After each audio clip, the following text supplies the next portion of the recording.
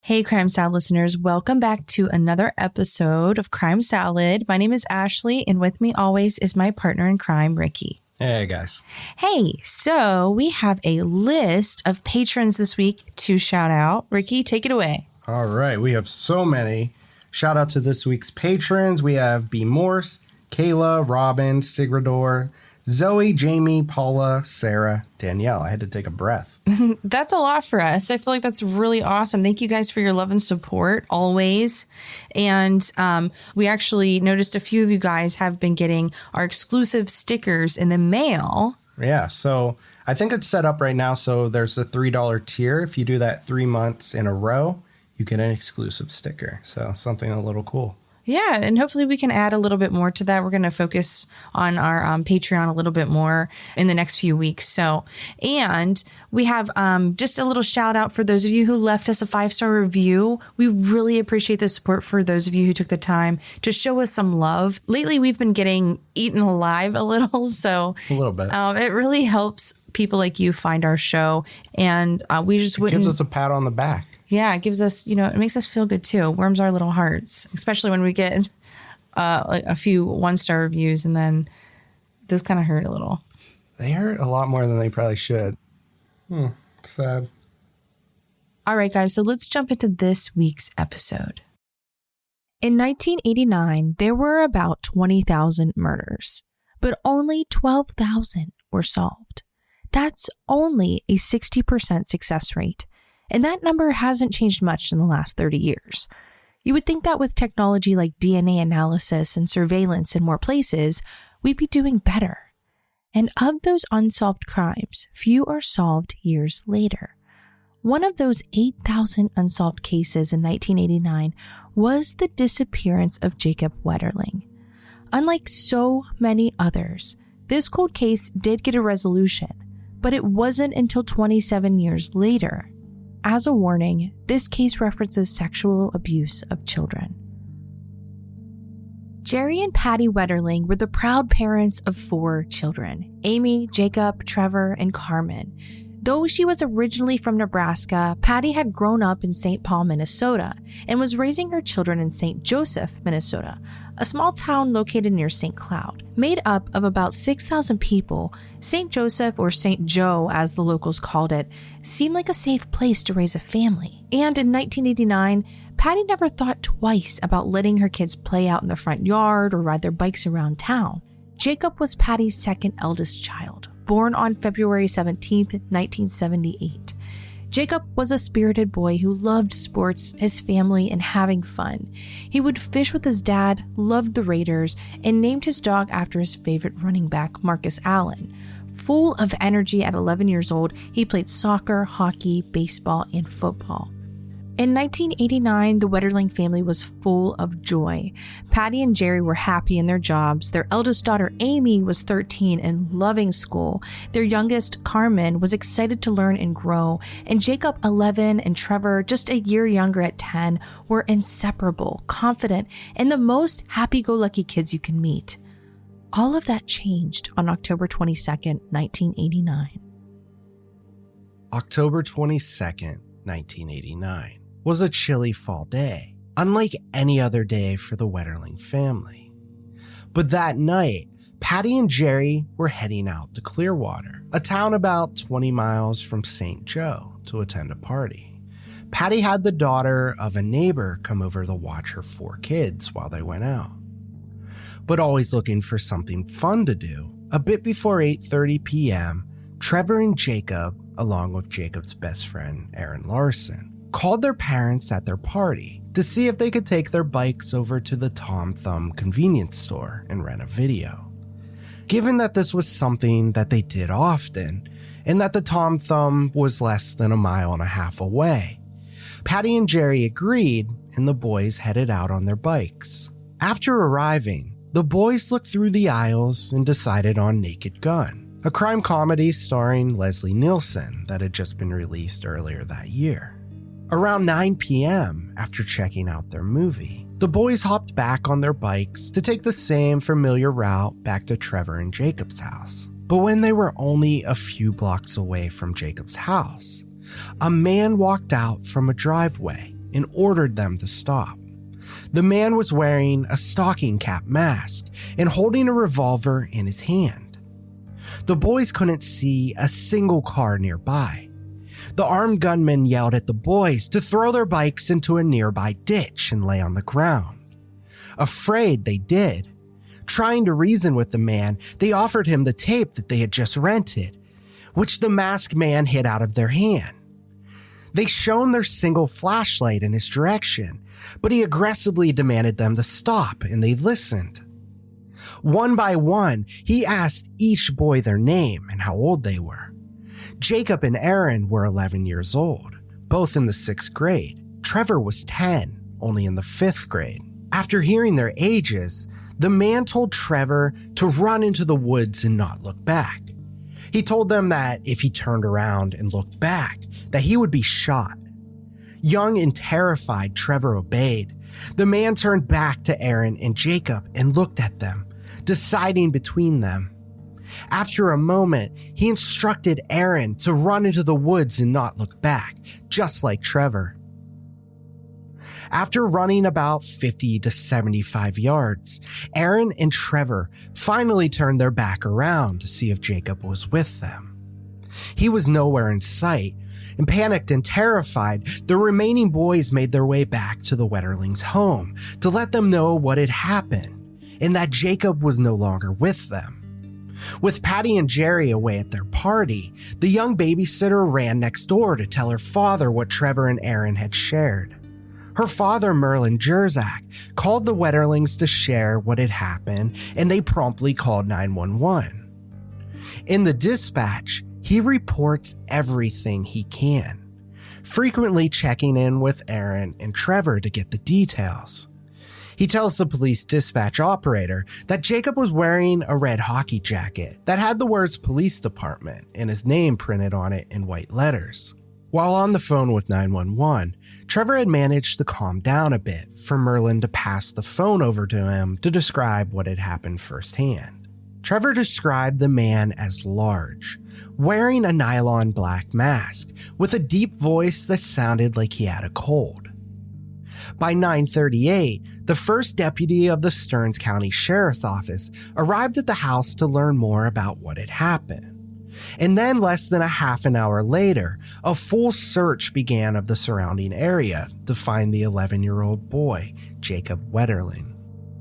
From 10 at night until 3 in the morning on October 22nd, 1989, police officers, canine dogs, and helicopters searched through the wooded area near where the boys had last seen Jacob and retraced their route to the Tom Thumb.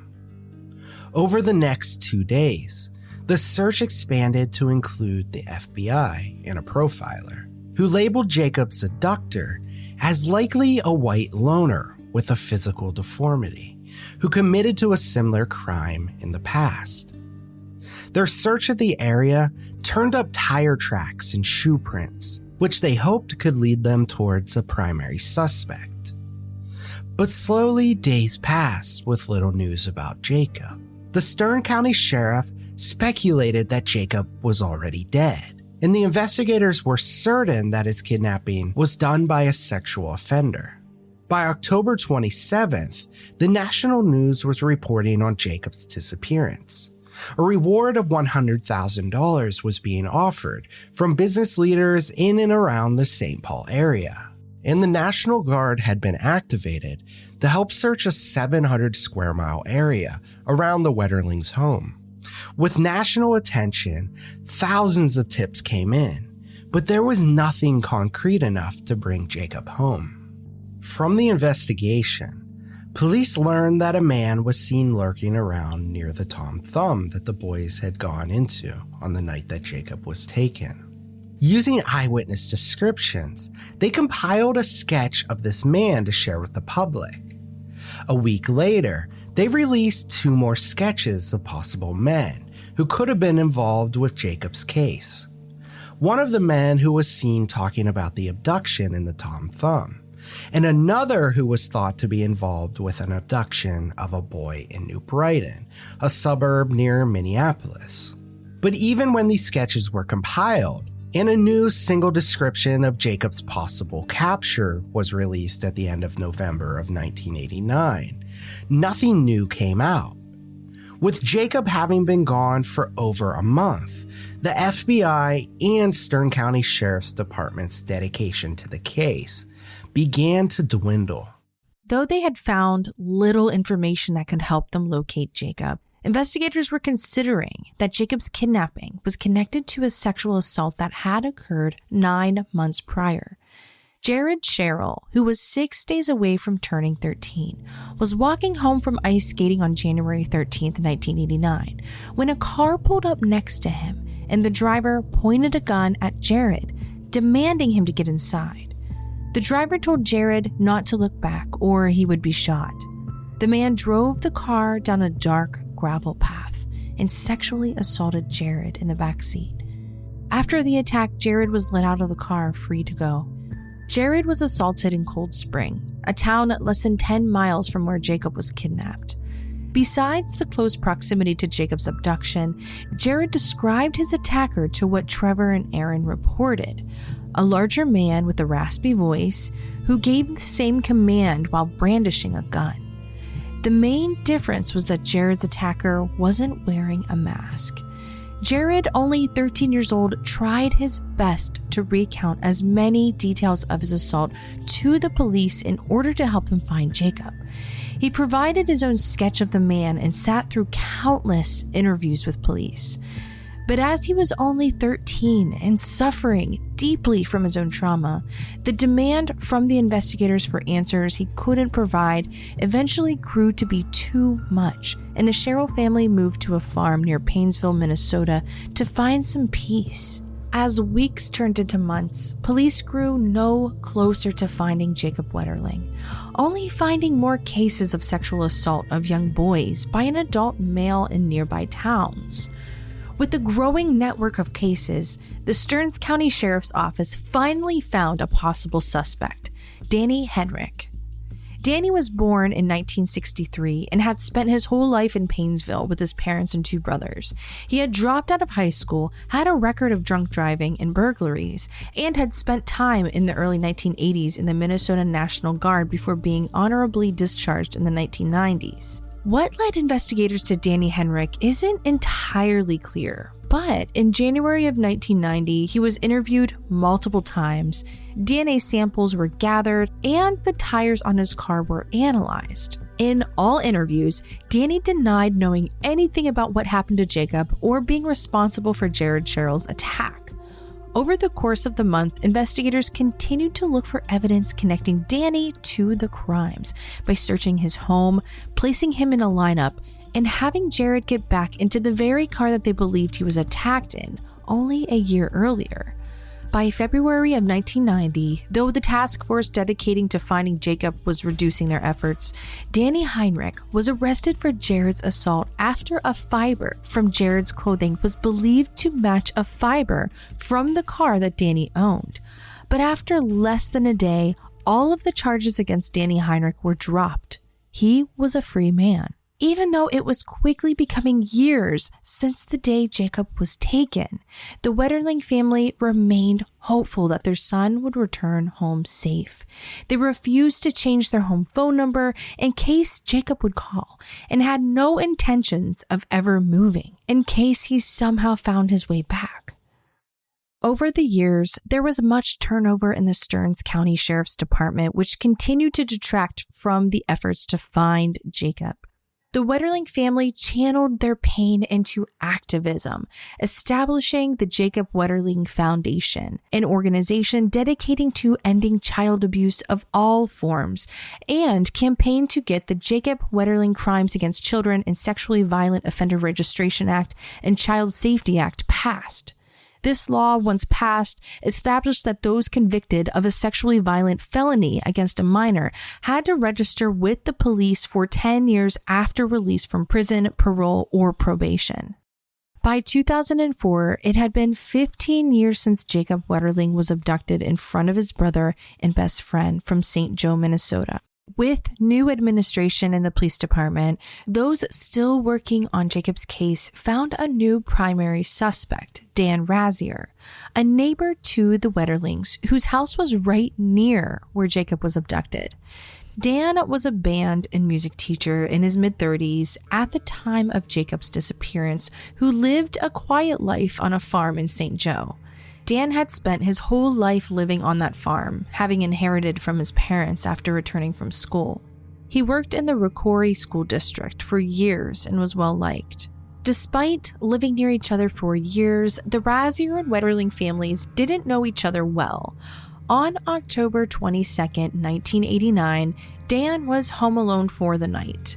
He had noticed 2 cars making U-turns in his driveway that day, which wasn't quite unusual considering many thought that the gravel path was a road, not a dead end at his house. When he noticed officers searching near his property the next morning and learned about Jacob's abduction, he only talked to them briefly before going back inside and staying out of their way. It was his disinterested behavior and lack of involvement, in addition to the crime occurring right outside his home, that made many suspect that Dan Razier knew more than he was letting on.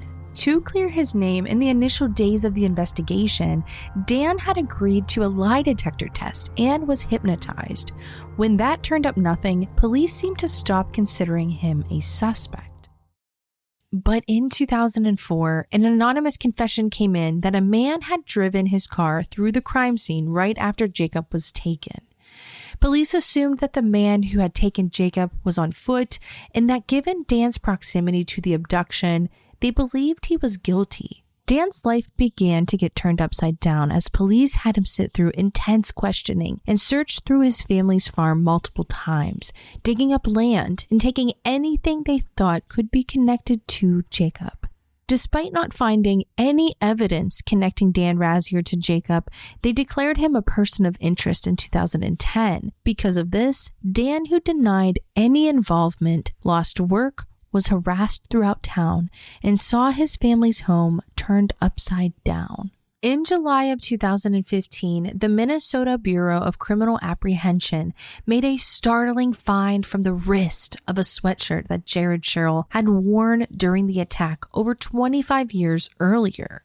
The DNA samples found matched the DNA of Danny James Heinrich, the first suspect that the police had considered in Jacob's kidnapping all of those years ago, and the man they briefly had in custody 25 years ago from Jared's attack. By the end of July 2015, police had obtained a warrant to search through Danny's house again. In looking for evidence to connect him to Jacob and Jared's abductions, they found 19 3-ring binders that contained child pornography, as well as many tapes of secretly recorded children in the neighborhood, videos of them delivering newspapers, riding bikes at playgrounds, or playing sports at parks. Though the statute of limitations has expired to charge Danny Heinrich to Jacob's kidnapping, the amount of child pornography found in his possession was enough for him to be arrested.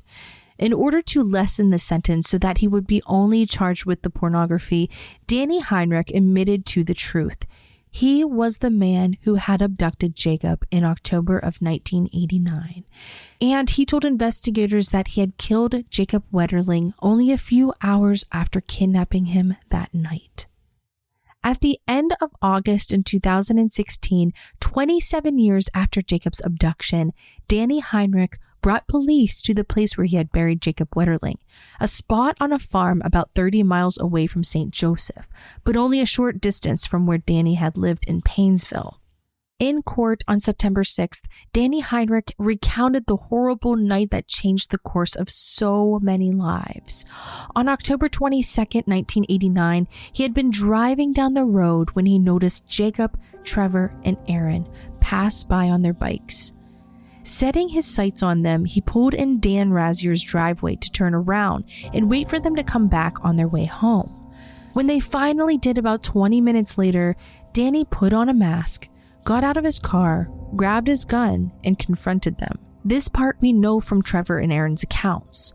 After Trevor and Aaron had run away, Danny handcuffed Jacob with his arms behind his back and put him in the front seat of the car that was parked in Razier's driveway. Danny shared that in the car, Jacob was asking him, "What did I do wrong?" Danny then drove a frightened Jacob out of St. Joe, listening on a Regency 50-channel police scanner to see if he had been reported yet. Danny instructed Jacob to duck down and lean forward in the seat to avoid any passing cars from noticing him until they were outside of town. He took Jacob to Sewage Pond Road in Painesville, where he had parked his car next to a field and grove of trees. Danny got Jacob out of the car, unhandcuffed him, and demanded that he get undressed. For about a half hour, Danny Heinrich sexually assaulted Jacob. Jacob told Danny that he was cold, and Danny instructed him to get dressed again and get back into the car. While in the car, Jacob asked Danny to take him home, but Danny denied him, saying that he lived in a town or so away and that he couldn't take him all the way there. Jacob, being young, traumatized, and terrified, started to cry. Danny Heinrich then noticed patrol cars in the area and took the revolver out of his pocket. All of this time, it had been unloaded, but now Danny loaded it with 2 rounds. He told Jacob that he had to go to the bathroom and that Jacob needed to turn around. When Jacob obeyed, Danny lifted the gun to Jacob's head and fired a round, not looking at the boy as he shot him. When Danny finally looked, he saw that Jacob was still standing, so he shot him again. And this time, Jacob fell to the ground dead. Danny Heinrich then told the court that after confirming that Jacob was dead, he left his body there and went back to his home at the Plaza Apartments in Painesville. He remained there for a couple of hours before coming back to the area where he had killed Jacob. He dragged him about 100 yards off the road. Danny then went over to the construction company next door and took a bobcat excavator to dig up a grave. At this point, it was after midnight. He was finished digging. He put Jacob's body in the grave, covered it up with dirt, and returned the bobcat. He came back one last time to cover the grave with grass and brush. In doing this, he noticed that Jacob's shoes had come off while he was being buried. Danny took these shoes with him and threw them in the ravine that was on his way home. For a year, Danny Heinrich lived in secret with what he had done to Jacob, despite an endless search and the Wetterling's pleas for answers. After a year or so, he went back to the spot where he had buried Jacob and found that the body had started to become uncovered. He used a bag to gather as much of Danny's body, bones, and clothes that remained, including the red jacket that Jacob was last seen wearing. Danny then took Jacob's remains across the highway to a rural farm in Painesville. Using a trenching tool, he dug a hole about 2 feet deep and put Jacob Wetterling's remains in it, covering them up with the red jacket. He left Jacob there and told no one what he had done for 27 years. In his confession, Danny Heinrich also admitted that he was responsible for assaulting Jared Sherrill. In confessing, Danny Heinrich was sentenced to the maximum amount of time possible, 20 years, for the possession of child pornography. Though the sentencing was not officially for Jacob's death and Jared's assault, the Wetterling and Sherrill families still see this as justice. Given how long it has been since the attacks, they had no other means to see him sentenced. At least with this, the Wetterlings were given some closure and finally knew the truth about where their little boy had gone. The actions of Danny Heinrich that night changed the trajectory for many. Dan Razier, in being falsely accused and aggressively targeted by police, is still trying to rebuild his life after Danny's confession. Amy and Carmen lost their brother that night and struggled to move on. Trevor and Aaron, even now in their 40s, find it difficult to accept that they are blameless in what happened to Jacob, only being young boys afraid for their lives at the time. Patty and Jerry have dedicated their lives to preventing such abuse from happening to any child in America. And Jacob Wetterling, at only 11 years old, was taken from the world and his future by a monster who got away with it for far too long. This completes this week's episode. Thank you all so much for listening. We will see you next week. Crime Salad is a Weird Salad production. Are you kidding me? That was perfect.